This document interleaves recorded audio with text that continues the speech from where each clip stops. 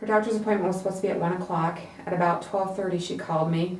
She was crying and she said, "Mom, I'm so sick. There's something seriously wrong."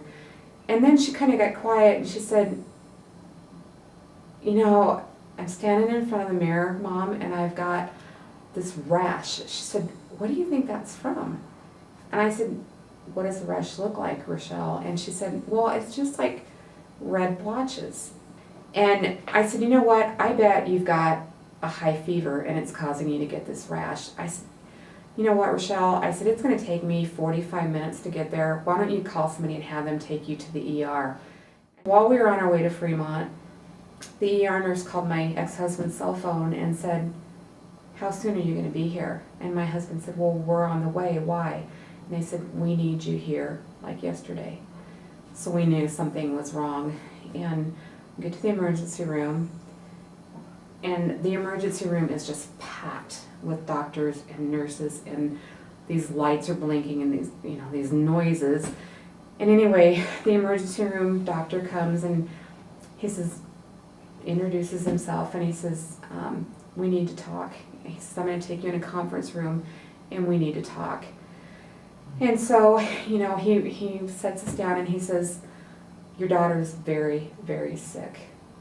And we said, "Okay, she's sick, what's going on?" And they said, "Well, we suspect that she has meningitis." And at this point I wasn't even listening. I just wanted to go see my daughter. And I said, "When can I see my daughter?"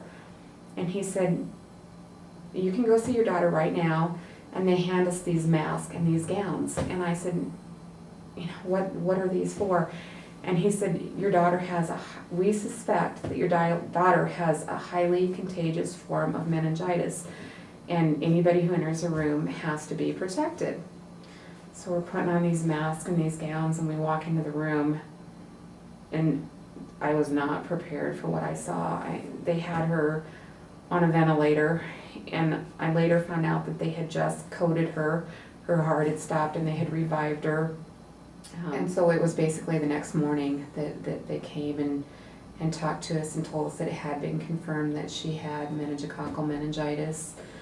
They were going to do everything that they could to save her, but things were not looking good. They told us that they had did some scans during the night and that there was profuse swelling throughout the brain.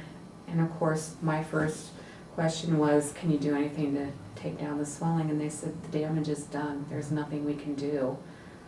And from that point on, it just kind of went downhill.